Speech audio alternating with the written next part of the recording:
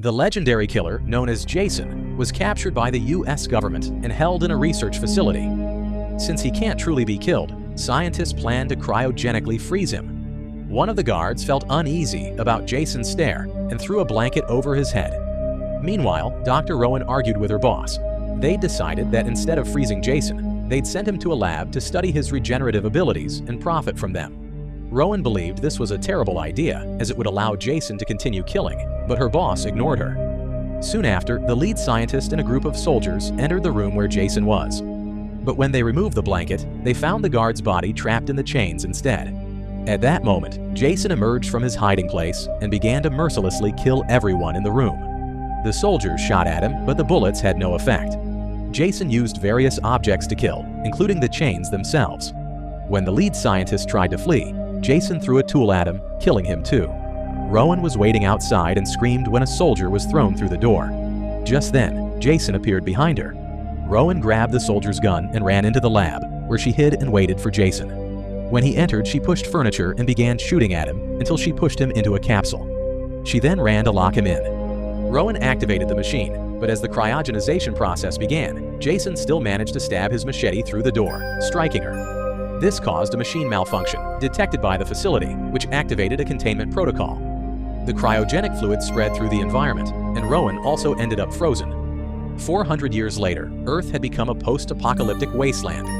Too contaminated to live on, humanity had migrated to a new planet called Earth 2.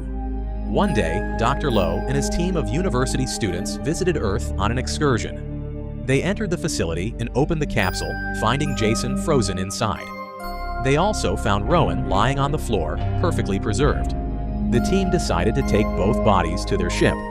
As they tried to move Jason, he fell, and his machete cut Azrael's arm. Fortunately, the android KM-14 gave him an injection to contain the pain for the moment. The group transported the bodies through a sandstorm and returned to the ship, which immediately took off and headed back to the main vessel. Azrael was placed in a healing machine, and nanotechnology reconnected his arm in a few minutes. Rowan and Jason were taken to different labs to be reanimated, though some tests were performed first. Seeing the scans, the group was surprised that Jason could function with such a small brain. While nanotechnology healed Rowan's wound in Lab 1, Adrian pricked Jason in Lab 2 to collect a sample of his brain. When Rowan was fully healed, she woke up startled and slapped Lowe. He explained the situation, and Rowan calmed down, but was shocked to learn she was in the future. Lowe then went to his office to call the Solaris research station and sent Rowan and Jason's files, hoping to make some money from the situation. Reviving a person frozen 400 years ago was no longer new, as everyone could do it, so Rowan was not considered interesting. However, Jason was still infamous in the future, and Lowe agreed to sell him as an attraction. After hanging up, his student went to see him to exchange intimate favors for a good grade. Meanwhile, Adrian removed Jason's mask and realized how disfigured his face was, so she immediately put it back on and focused on studying the sample. Behind her, Jason began to move as he thawed. In another room, Sunaran tried to give KM-14 a full bust, but the nipples kept falling off. Two couples were having fun at that moment, and their moans caused Jason's final awakening. When Adrian turned around, she no longer saw him on the table. Jason suddenly appeared behind her, grabbed her face, and threw her through the glass wall. Adrian screamed to try and alert Wayland, but he couldn't hear her. Jason then dragged her by the hair and submerged her face in liquid nitrogen, freezing her head before smashing it against the counter to kill her. Afterward, he took a machete from the operating table and went looking for another victim. Meanwhile, Lowe brought Rowan food and pretended not to know who Jason was, so she told him all the details about his inability to die. After that, Lowe introduced Rowan to some of his students, and she admired some of the experiments, being especially impressed with KM-14. Just then, Wayland appeared with Jason's old machete, and Rowan panicked, realizing they had brought Jason aboard too. Lowe swore Jason was dead, but Rowan was skeptical and demanded proof. They went to Lab 2 and found Adrian's body, so Security Chief Brody declared quarantine over the loudspeakers and asked everyone to hide in Lab 1. In one of the rooms, a student couple prepared to leave, but Jason appeared at the door and immediately killed the boy, splattering Kinsa's face with blood. She screamed. Then Jason dragged the body away, so Kinsa ran to find the others and tell them what happened. Brody was enraged and ordered his soldiers to destroy Jason on sight. Lowe didn't like hearing that and asked Brody to just sedate Jason, offering him money as a bribe. Brody accepted just to get rid of him, but warned his team to eliminate Jason anyway. Soldier Dallas cautiously entered a dark room and was suddenly attacked by a huge monster, which he quickly shot down. When a second monster appeared behind him, Dallas didn't react fast enough, but luckily, Azrael killed it with a single shot. In reality, they were playing a video game simulation and didn't hear Brody's announcement. They were about to face another monster, but Jason appeared first and defeated it. Then Jason attacked the two young men with his machete, but was confused to see them still talking, even after being decapitated. Suddenly Dallas said, "Game over," and the simulation disappeared, revealing that the killer was real. Jason grabbed Azrael, and Dallas shot him to force him to release his friend, but the bullets had no effect. Azrael tried to jump on Jason from behind, but Jason easily grabbed him and broke his spine, dropping the dead body to the floor. Afterward, he grabbed Dallas and slammed his face against the wall. Moments later, two soldiers found the bodies in the game room and warned the others, who were increasingly worried.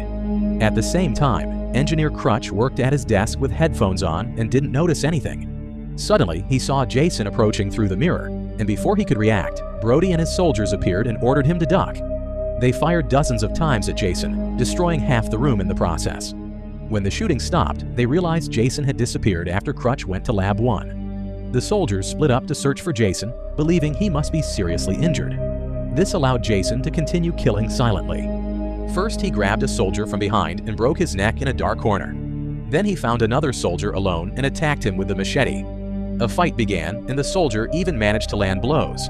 But Jason punched him and knocked him off the railing, causing him to fall onto some machines that impaled him to death. Other soldiers soon found the body and reported to Brody, who ordered the team to move on. Next, Jason came from behind and cut her throat. She didn't die immediately and stumbled towards a colleague for help, only to fall dead while her partner mourned her. Jason appeared, and the soldier immediately fired. The shots pushed Jason back until he was caught on a hook. The soldier then pressed a button to suspend Jason in the air and radioed the others that he had won. However, Jason simply jumped off the hook and killed him, cutting his body in half. Brody went to look for them and found the last soldier, hanging dead on the hook, realizing he was now alone. Refusing to surrender, Brody continued to move stealthily through the corridors. Suddenly, Jason's arm broke through the wall and pulled him fiercely, pushing him against the structure to stab him. Defiantly, Brody said that wasn't enough, so Jason stabbed him again to ensure his death. In Lab 1, the group realized they no longer had protection. Lowe contacted the pilot and ordered him to use hyperspace to quickly reach the Solaris port. The ship accelerated, but Jason appeared behind the pilot and killed him too. This caused the ship to lose control and collide directly with Solaris, destroying several buildings and causing multiple explosions that damaged the ship's system and hull. Despite crashing through the buildings, the ship continued flying, leaving the Solaris port behind.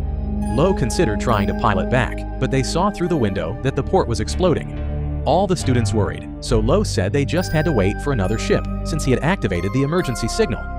At that moment, someone began pounding on the door, scaring everyone. The panic screams made the pounding stop as they tried to understand what was happening. Jason burst through the glass wall connecting to the other lab. The group panicked and began to flee, hiding in another room that KM-14 locked. Lowe stayed behind and tried to talk to Jason, offering him fame and fortune. Jason found his original machete and immediately silenced Lowe. Meanwhile, the group discussed their options and remembered the escape pod. They decided to split up to execute a plan. Rowan, Janessa, and Kinsa went to the ship to prepare it, while Wayland and Crutch initiated the pre-launch from the bridge, where they found the pilot's body.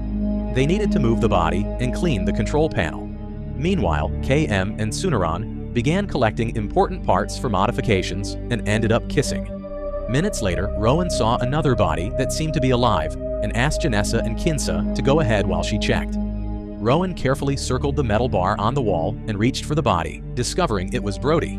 He was severely injured, but she asked him to hold on, promising to come back for him. Back on the ship, Rowan asked for help loading Brody's body. Wayland contacted Crutch to confirm the ship was ready and asked for support for Rowan. Wayland soon joined her, but when they looked for Brody's body, they couldn't find it.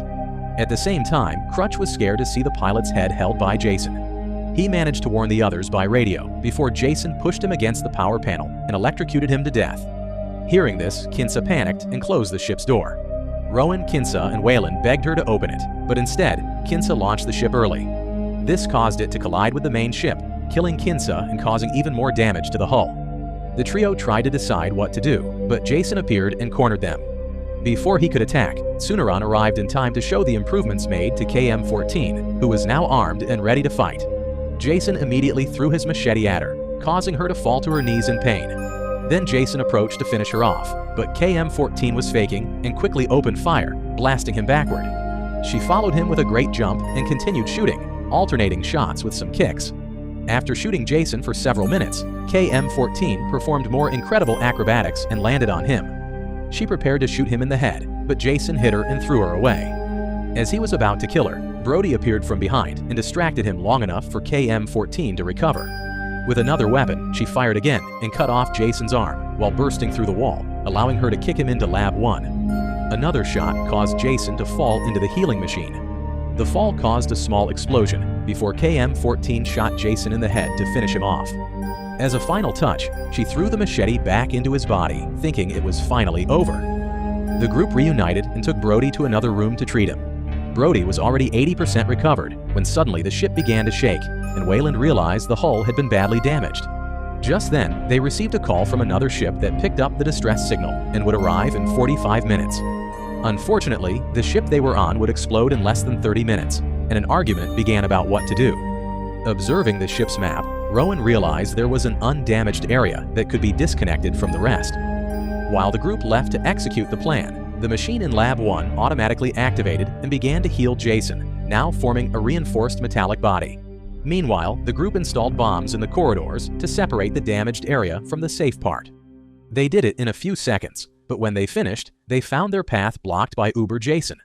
KM-14 opened fire, but all the bullets bounced off Jason's body. Then she tried to attack him with physical blows, but Jason quickly decapitated her. Sunaran ran to pick up her head, and Rowan acted as a shield, causing Jason to start strangling her. Wayland joined the fight, and while Jason was distracted by punching him, the others managed to flee to the safe area. When everyone was safe, Wayland activated the bombs. The ship successfully split into two parts, but he died in the process, and Jason was thrown out by the shockwave. Soon after, the rescue ship approached, but Jason suddenly appeared and pierced the wall from the outside. The hole created began to suck everything outwards, and everyone tried to hold on. Unfortunately, Janessa chose to grab onto a grate that soon came loose. Rowan tried to reach her, and their fingertips almost touched before Janessa was sucked to her death.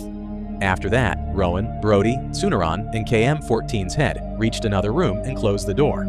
Through the window, they saw Jason piercing the walls again to try and enter the ship, so they ran. They finally reached the docking point at the exact moment the rescue ship made contact with the main one, but the gangway didn't work, and Sunaran couldn't bypass the system. Brody decided to go out to manually bypass the cables, so he put on his spacesuit and exited through the maintenance hatch. While Brody worked on the control panel, Sunaran and Rowan heard Jason bursting through doors and getting closer. To gain time, Sunaran connected KM-14's head to the computer and activated a video game simulation around Jason, using a database from Earth to replicate his hometown. At first, Jason was confused, but he soon believed he had been discovered, so he added another distraction: two women offering him drinks, drugs, and intimacy before marriage.